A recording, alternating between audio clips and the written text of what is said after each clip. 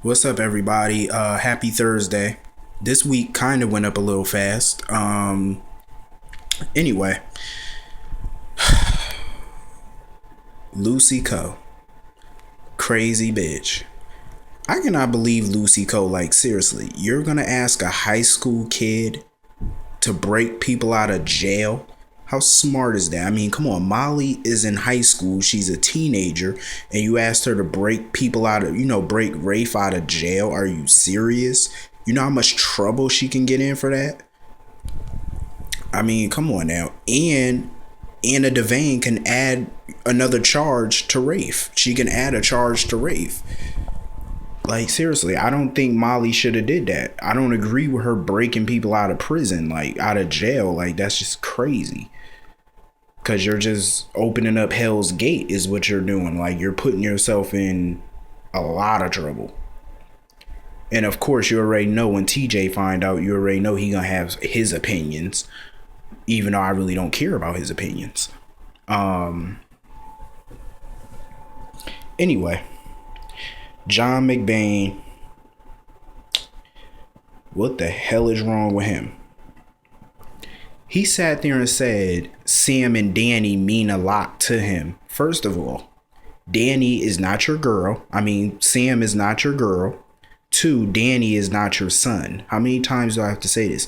The boy has a father. His name is Jason Morgan, not John McBain.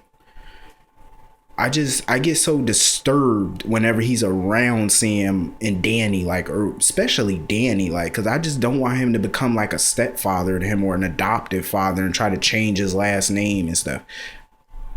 I don't want that.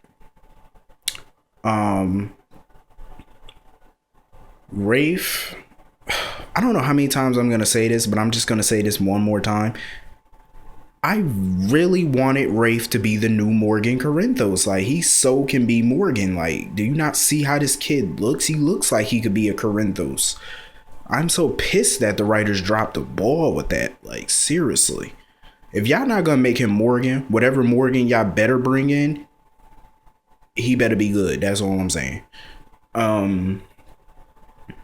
I cannot wait for this Caleb crap to be over, and this is fucking ridiculous. Where is Sam and Danny? Like, how you go a whole week without showing Sam and Danny? Like, that just don't make no sense.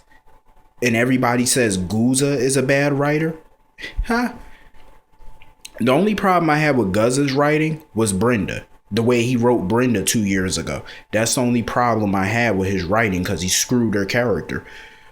Beyond that, I didn't have a real problem with Guza. He brought us good storylines like the Metro Court hostage, the carnival situation back in '09. He brought us a lot of good storylines that I was interested in. I know a lot of people didn't like the mob shit, but I loved it. Certain parts. He brought us Lorenzo Alcazar. Come on now. Who don't like Lorenzo? I'm just saying. Lorenzo was one of my favorites.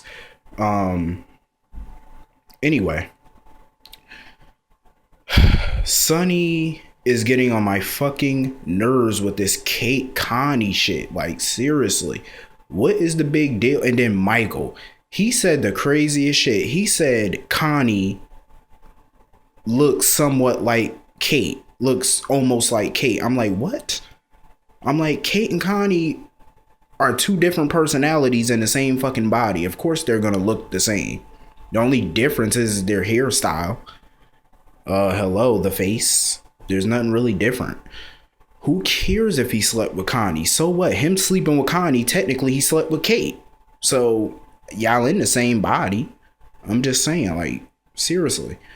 Can't Ron and Frank write something better for Sonny to do instead of chasing after a person with DID? Like, seriously, dealing with this confusing ass shit. 1 minute she's Connie, next minute she's Kate. I'm over it. I'm sick of it. It's boring. And they definitely need to give Michael his own storyline instead of him running behind Sonny all the time dealing with his mess. Michael needs his own storyline. He's an adult now, so he needs to have his own storyline that revolves around him, not around other people. I hate when they waste such good actors like Chad Duell. Like, he deserves his own platform, his own storyline that don't have nothing to do with Carly, Sonny dealing with their mess. And of course, Sonny wants to go after Kate and talk to her. I agree with Michael. I think Sonny just needs to leave Kate alone for right now, because it's only been 24 hours since she left you. So you kind of need to just leave her the fuck alone and go about your business. Let her cool down, because obviously she's still upset about you sleeping with Connie. I don't know why, but she's still upset. Anyway, I love Olivia to pieces. Like, seriously, I can't stand some of her visions, but I love her because how she's always about family, and no matter what Kate or Connie said or did to Olivia, she's always there for them. And I love that, because she's very family oriented, and how she was there for Kate. And I love that. Kate needed a friend and a family member, and Connie, Olivia was there for her, and I love it. And I'm glad I love how Olivia just didn't blurt out that Trey is dead. You know what I mean? Like, she dealt with the situation in a sensitive manner. You know what I mean? She's trying to break the news to her easily.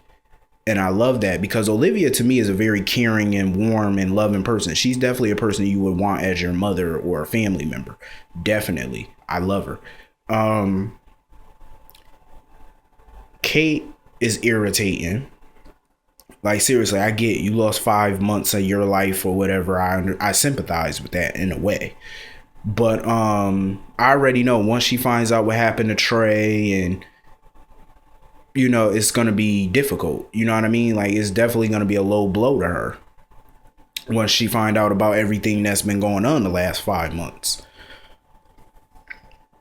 Anyway, Elizabeth. Here's my thing about Elizabeth. I'm not a huge Elizabeth fan, but ever since 2013 started, I'm trying to be more sensitive towards Elizabeth and more nice. I'm not a huge fan of hers. I've never really been a fan of Elizabeth because of her actions, but I think the writers are trying to write her in a different way. Here's my advice for Elizabeth.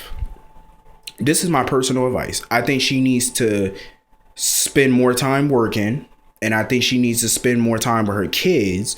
And as far as her and AJ, I hope and pray that they don't rush her into this relationship with AJ. And I love that she says that her and AJ are just friends. And I think they need to keep it that way for a while, because I think people who are friends and then get into a relationship, it gets better because you're friends before y'all hook up. So y'all know what y'all getting into.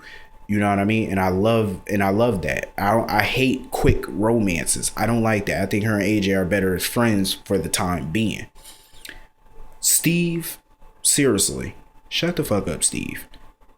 Now he's trying to tell Elizabeth to kind of, stay away from AJ or whatever like that. Steve, mind your wrinkled up business.